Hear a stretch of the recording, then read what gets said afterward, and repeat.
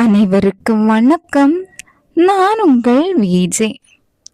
Gift அப்படின்னு சொல்லிட்டு ஒரு சின்ன சிறுகதை கேட்க போறோம். வாங்க கதைக்குள்ள போகலாம். என் நாக்கு செத்து விட்டது. எனக்கு சமையல் செய்து தரும் நாயர் இன்றும் வேலைக்கு வரவில்லை. நாயர் தரும் டிவியும் புட்டும் கேரள சமையலும் என்னை அடிமையாக்கி விட்டிருந்தது.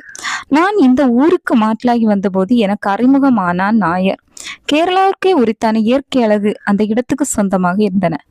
எந்தா சாரே என்று அழைத்தபடி நாயர் வந்துவிட்டால் வீடு களைகட்டும். சாரே என்னை நீனே வீலி மனசுல ஆயோ என்பான் நாயர். காலை 5 மணிக்கெல்லாம் பால் பாக்கெட்ல வரும்போதே ஆற்றில் குளித்து அம்பலத்தில் தொழுது வந்து விடுவான்.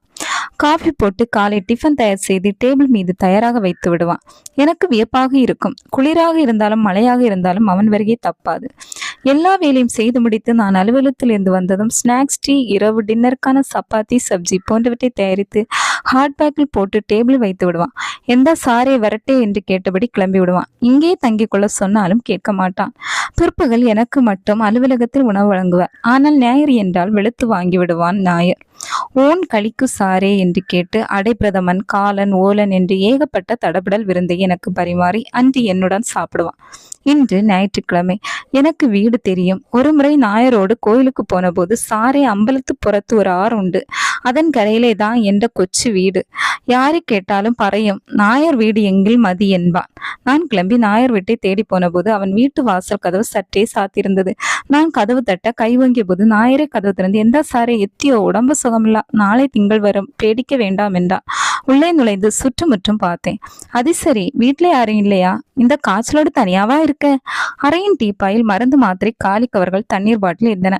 நாயை சிரித்தபடி அந்த கள்ளு பாட்டிலை தள்ளி வைக்க, இந்த காய்ச்சலோடு குடிக்காத என்ன என்றேன்.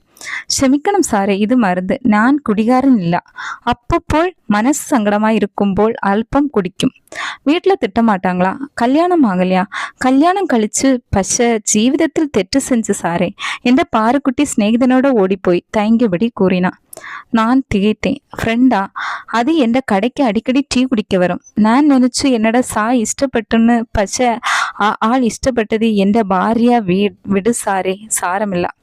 கன்னத்தில் 4 அறை அறைந்து அவளை இழுத்து வர வேண்டாமா என கேட்டேன்.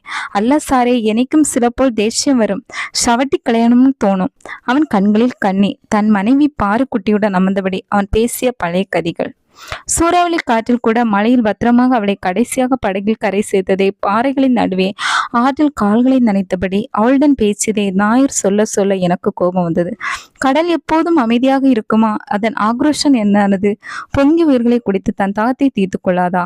நான் யோசித்தேன். கடல் சீற்றம், ஆகாயம் மட்டுமே அறிந்த ரகசியம் என்று எங்கோ படித்த நினைவு. ஆனால் நான் பேசாமல் இருந்தேன். எந்த பிரயோஜனம்? எந்த பாருக்குட்டி இஷ்டமில்லாம என்னோடு இருந்தா எங்கன சைக்கும்? ஒரு திவசம் அவள் கண்டு கிஃப்ட் வாங்கி தந்து அனுப்பிவிட்டேன். அவள்கிட்ட கையில் ஒரு குழந்தை. எந்த செய்யும்? ஜீவிதம் முழுதும் எந்த பேரு சந்தோஷமா இருந்தா அதுமதி. எனக்கு எதுவும் வேண்டாம் என்றா கண்ணீரை துடைத்து கொண்டேன். விடுசாரே, சாரமில்லா. ஒரு பிரணய கால சொப்ன சந்தம் கண்டு கழிச்சு பிரேமிச்சு பின்ன பிரிஞ்சு சொன்னத்தில் எனக்கு எந்த பாதியாத்திர திங்கள நான் விடைபெற்றேன். வீடு வந்து மொபைல் போனில் ராதிகா நம்பரை உயிர்ப்பித்த போது நம்பர் டிஸ்கனெக்ட் என்றது அந்த எந்திரம். என் நினைவுகள் 5 ஆண்டுகள் பின்னோக்கி சென்றன. அப்போது நானும் ராதிகாவும் கோவையில் இருந்தோம். ராதிகா டாக்டர் விரும்பி காதலித்துதான் மணந்து கொண்டோம். ஆனால் பாதி சாப்பாட்டில் எமர்ஜென்சி கால் வரும். சினிமா பார்த்து கொண்டிருப்பாள். திடீர் அழைப்பு, டெலிவரி கேஸ் என்று ஓடுவாள். ராதிகா எப்போதும் அமைதியா இருக்க முடியாது. ஒரு கொடுமை. ராது, எனக்கு பயமா இருக்கு. இங்க திடீர்னு பெட்ரூம்ல எமர்ஜென்சி கால் வந்தா. சிரிப்பாள் ராதிகா. கல்யாணத்துக்கு முன் நான் டாக்டர்னு தெரிஞ்சுதானே கல்யாணம் பண்ணீங்க? இருக்கட்டுமே, அதனால இப்படியா? எப்ப பார்த்தாலும் எமர்ஜென்சி, அர்ஜென்ட் டெலிவரி. எனக்கு பிடிக்கல. அப்போ வேலையை விட்டுடட்டுமா? வேண்டாம், ஹாஸ்பிட்டல் வேலையை விட்டுட்டு கிளினிக் வச்சுக்கோ. நீயே தலைவி. இஷ்டம் இருந்தா போகலாம், இல்லைன்னா வீட்டுல இருக்கலாம். யாரும் கேள்வி கேட்க முடியாது, கட்டாயப்படுத்த முடியாது என்றேன். முடியாதுங்க. அவசர அழைப்பு வந்தா எங்க இருந்தாலும் உடனே போக வேண்டியது என்னோட கடமை. அதை நான் புறக்கணிக்க மாட்டேன். எங்க இருந்தாலும் நான் நானாத்தான் இருப்பேன் என தீர்மானமாக சொல்லிவிட்டாள் ராதிகா. ஒரு நாள் நீ நீயாக இரு, நான் நானாக இருக்கேன். எதுக்கு இந்த உறவு என்றேன். என்ன வர்றீங்க? பிரேக்கப். ஆனால் என்னை எதிர்த்து ஒரு வார்த்தை கூட பேசவில்லை. அவள் கண்கள் கலங்கி இருந்ததை பார்த்தேன். அந்த கண்ணீர் கடலில் தான் நான் காதல் படகு ஓட்டியிருக்கிறேன் என்பது நினைவுக்கு வந்தது. ஆனால் இப்போது படகு அவிழ்ந்து விட்டது. போகுமுன் நான் போறேன். நீங்க கூப்பிடாதவரை நானா வரவே மாட்டேன் பா என்றாள். தற்செயலாக எனக்கும் கேரளா மாற்றல் வரவே நான் நிம்மதியாக இங்கு வந்து விட்டேன். நாயரின் பேச்சு என்னை சிந்திக்க வைத்தது. கணவன் மனைவி உறவை அவ்வளவு சுலபமாக புறக்கணிக்க முடியுமா? அப்படி புறக்கணிக்க முடியாத காரணத்தால் தானே நாயர் மனைவியை மனதிடமும் தன்னுடைய வாழ்வை இன்னொரு இடத்திலுமாக வைத்து வாழ்ந்து கொண்டிருக்கிறார். 2 மனம் வேண்டும் என்று கண்ணதாசன் பாடியதும் இது குறித்து தானோ? ராதிகாவின் மறந்து போன மருத்துவமனை நம்பரை என் போன் புத்தகத்திலிருந்து தேடி எடுத்து போன் செய்தேன்.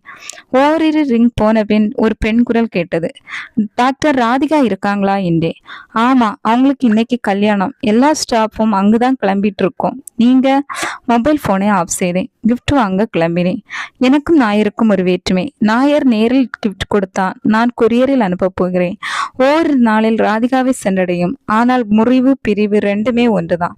இந்த முறிவு எந்த மருத்துவமனையாலும் சரி செய்ய முடியாத முறிவு. ஆனால் செடியிலிருந்து உதிர்ந்த பூக்கு கூட வாசம் உண்டு. நான் கிஃப்ட் கடையை நோக்கி நடந்தேன்.